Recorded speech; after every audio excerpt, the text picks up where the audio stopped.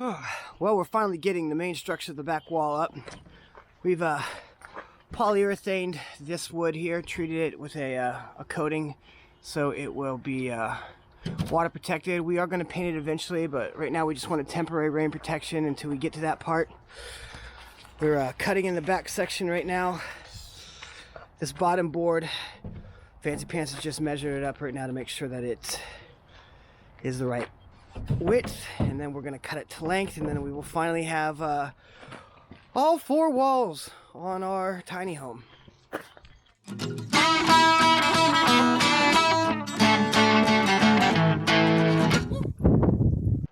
Now we got our pink insulation that we are measuring off and cutting to put inside of the wall.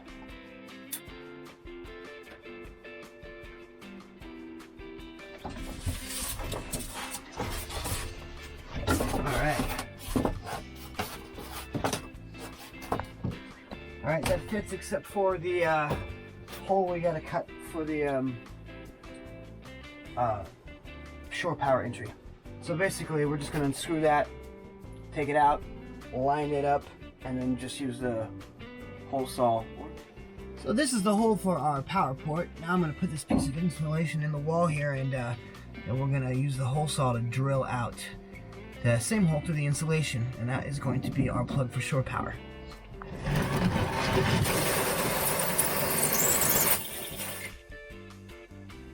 Woohoo!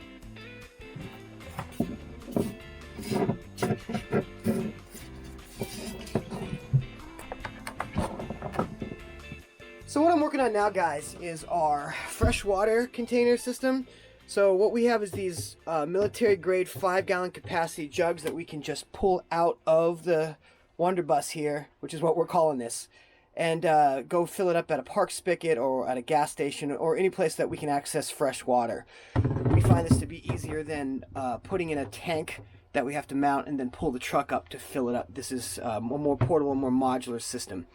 I actually have left capacity for 1 more of these, so we'll have a total of 15 gallons of fresh water on board. Then our gray water tank will go over here next to it, and it'll be a similar jug of a different color. I have just now put in these rungs right here on both sides for ratchet straps, and I left enough space, as I said, for 1 more of these containers. And what we're going to do is we're just going to use these green ratchet straps like I have on my geyser shower system that we mounted in, and strap that down. We've also used that for the refrigerator over here. We've got these green ratchet straps that go up around the refrigerator. They don't have to be on them all the time, just when we're moving. So this refrigerator, we built a cart, and it's on wheels, and it slides straight out, so we can get the refrigerator out from underneath the cabinet and open the lid fully, and then it slides back underneath. And then to keep that from moving while we are moving the vehicle, we just strap it in with the ratchet straps. So far this is coming along pretty good. I think this is our last set of ratchet straps that we have to put in. I don't think there's anything else that's going to move. So what I'm doing here, guys, is I put a piece of foam in place of the water container we don't have yet, so I can strap these 2 down. If I didn't have a piece of foam right there, when I ratchet this in, it's going to cant these containers in like this, and I'm not going to be able to have them sit right underneath the counter that we're building. So until we get our 3rd container, I'm just using this as a space holder, so everything will lock in square with the ratchet strap. So for additional insulation and a vapor barrier, we are taking some scrap Reflectix we have from other projects, taping it together and putting it up the back wall to make this as warm as possible. This wall is pretty thin as walls go, so we want to make sure we cram as much insulation into it as possible. So we're getting all the Reflectix up on the wall. We're only building the wall a little more than halfway up today because we have to have that section of the wall in order for us to build the counters over here.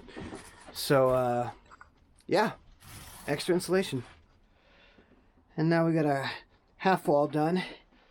So we're going to put our 2x4s in this corner and that corner, and then on the walls on both sides forward to make the 4 legs for our countertop.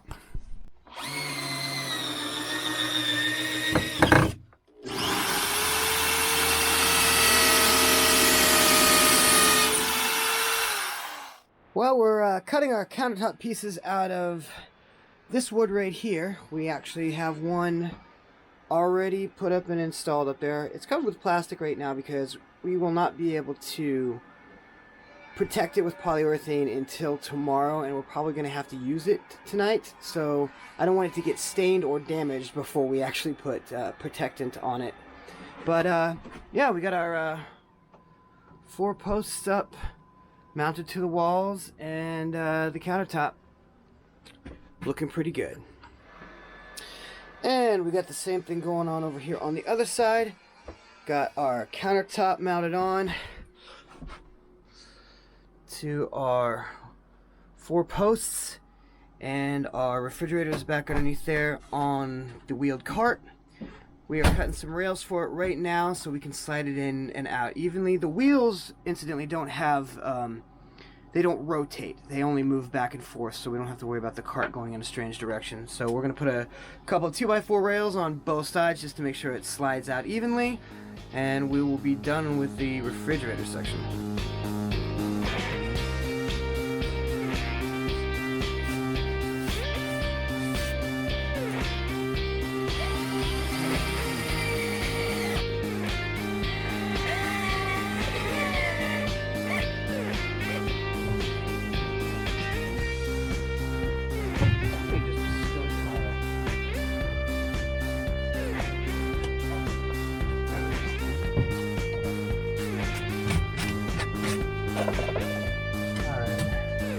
And our baskets are done.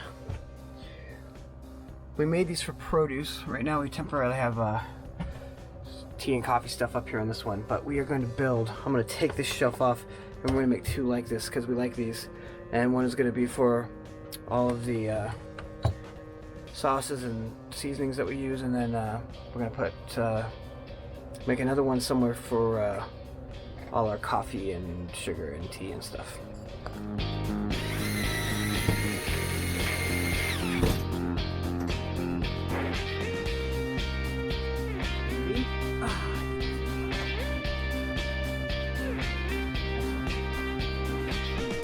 So I just made a temporary mount for this propane tank. I'm actually just using U-bolts that have been attached to the bottom. Hopefully you guys can see that right there, those U-bolts. We've screwed them on real tight. I don't want vibration to take them off. And we've put our hose. This is a low pressure hose, actually. I had to special order this. This is not a regular propane hose. And it's designed to go with our catalytic heater. Like a lot of the people who do van life on YouTube, we've gone with the Olympian Wave 3. With the square footage that we have in here, that should be adequate. I've got it on right now. So far, it's doing a great job. I'm pretty impressed with it. I've put some gap foam in here, and as soon as that dries and hardens, I will actually shave it even on the outside. That way we have insulation around the hole that we had to drill to put the hose in. And on the inside, this is the Olympian Wave 3 heater that we just mounted to the wall. And it's on low right now. It is actually putting out a really good amount of heat. The square footage in here is, this is a 10 by 7 by 8, so it's not that many cubic feet. We have it on low right now. I think we might have to run it on high if it gets really cold, but it's still, even on high, it uses such a minimal amount of propane.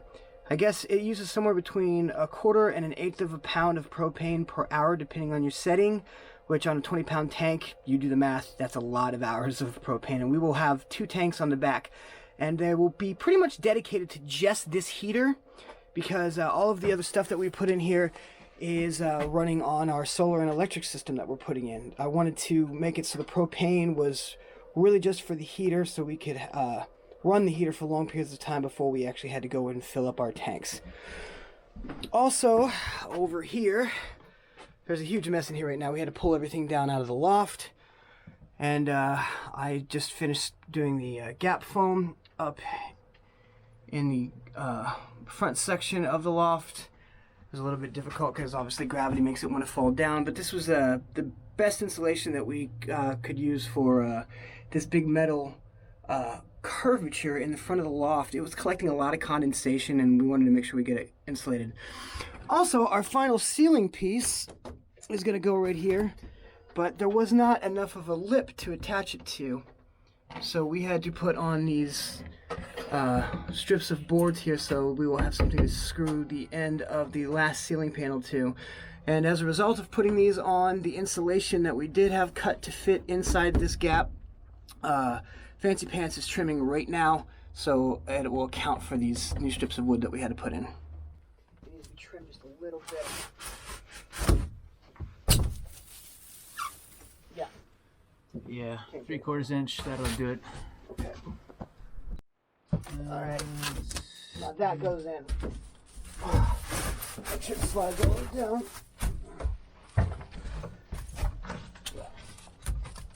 That'll be good once we get it all taped in. Alrighty. Make sure I can close that gap. Yep, we're good. Yep. As soon as we get the metal tape on this, we'll hold that in place long enough for us to get the ceiling panel in, and it'll all hold together. Yeah. Sweet. Well, here it is. The last ceiling panel for the loft is finally up. So we finally have a complete ceiling. It's only taken, I don't know, 3 or 4 months for us to have a complete ceiling. So the last thing to do with the loft is to just get the pine boards on that are the same as the rest of these pine boards, and then build a headboard with some storage section for Fancy Pants so he can put his things. That should cut like butter.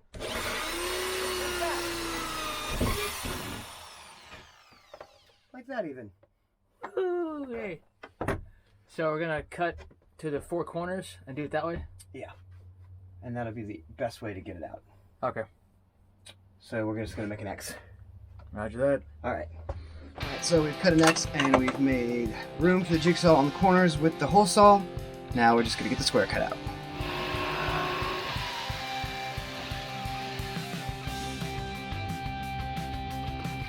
A bow tie. Wires bottom first. Yep, it's in. Go, go, go. Yep, make sure it's all popped in even. We're in. Come get the screwdriver. We're going to temporarily screw that thing in.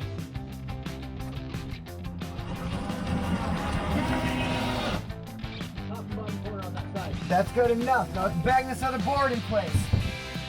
Okay, bang your in. Alright, I'm flush. Well, you said you wanted to snug fit. Yeah, pretty snug. Well, Fancy Pants is out there putting on the back wall panel again now that we've got this cut in. We've got the first part of it done. It is installed, it is screwed. We have to seal it and then put this garnish piece in over the front and our fan will be complete. Okay, so we're testing this thing. Now that we've got it mounted in, I have temporarily hooked up the DC power adapter that we have bought for the fan. We are not wiring anything in. This camper does not have any hard wiring at all. Everything is plug and play. So we're putting a adapter on the end of this wired into the Fantastic fan. And then it is now connected to an extender on the Bluetti. And we've just got enough lead connection here to give it power. And so now we're going to test the fan. And it runs.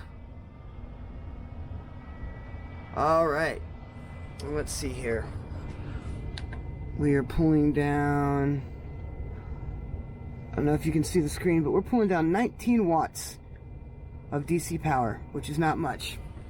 The solar can more than handle that, and now we have ventilation for when we cook, or if it's just a warm day. Fantastic.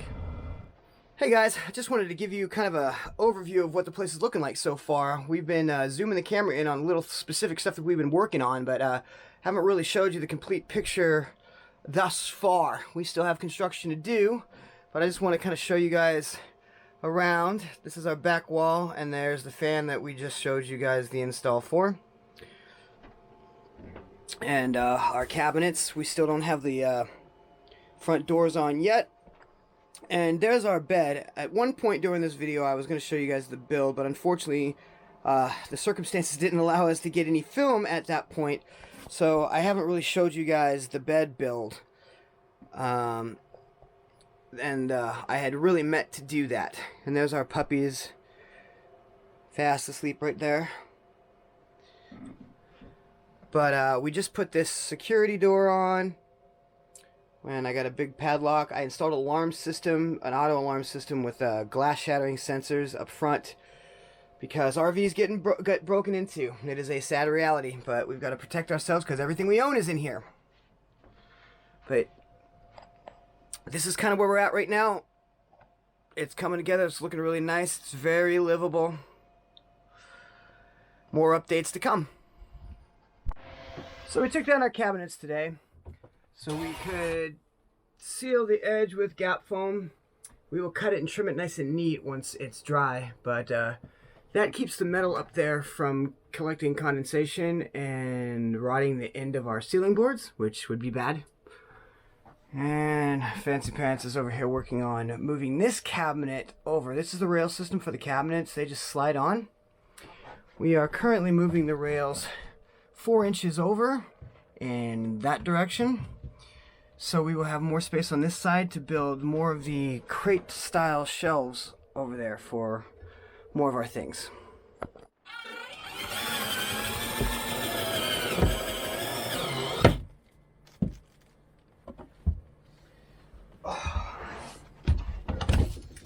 Now we've got the Reflectix up on the wall on most sides. And then we're gonna get the common boards up, these 1x6 pines. Condensation up here was a big problem. We have water that was dripping down from up inside the roof and come down these poles. We've had more condensation in here than we had anywhere else. So after I get done with the Reflectix and I spray more gap foam in here, we should have no water coming into the loft.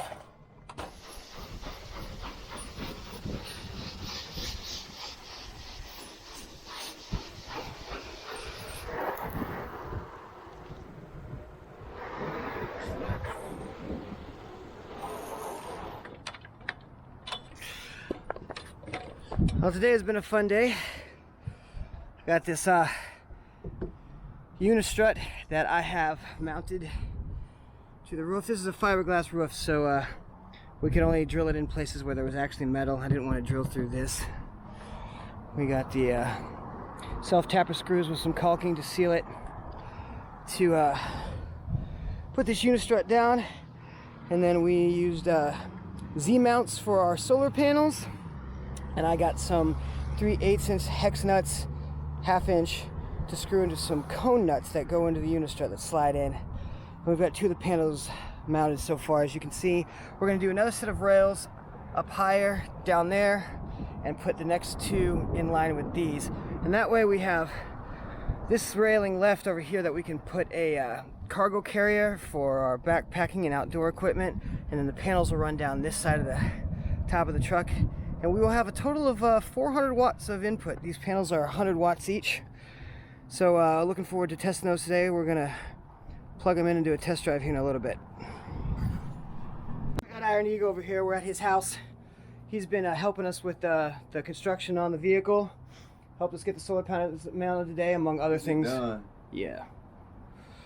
We have finally finished the back wall. It has taken a really long time to get that done. We finally have a complete wall on the back, save for just a couple of pieces above and below the fan, which we will get in shortly. Also, I showed you before that we have moved this cabinet over, and we have now finished the crates on that side, so we've gotten rid of some of the clutter in our lives by adding more storage. We have also now got these cabinet doors on. Before, this was an open cabinet. Now it has these marine slams, which latch to the top here. They do not come open when we're riding, so we no longer have to bungee things down. So all in all, things are coming together really well. Stay tuned for more. Well, everyone, after months of work, we're finally ready to take this truck out on its maiden voyage. We still have some things we'd like to do to it, but it is finished enough that it's ready for its first overnighter. Me and T-Rex are going to be headed out to the Hoh River Trail. That is just an out and back overnighter to Lewis Meadows and then back to the trailhead again. we are going to be leaving the night before and parking at a roadside rest and camping in the Wander bus. So we'll get to see how she fares. I'm pretty confident that everything will be fine. We've got 2 solar panels mounted on the top so far. We have 2 more that we're gonna mount probably after the Tahoe Rim Trail. We're pretty busy right now, but we're gonna get double the amount of solar on here eventually. I've also added a shelf to the back of the vehicle and a box to put the propane tanks in so they're less conspicuous, so we don't draw as much attention. Eventually I'm gonna get this painted all white so it matches the rest of the truck. She's gonna be ugly, but that's how we like her. We want her to look like a beat up work truck on the outside, so we can stealth camp where we need and people won't really give us a second glance. So yeah, Hoh River Trail, stay tuned, wish us luck.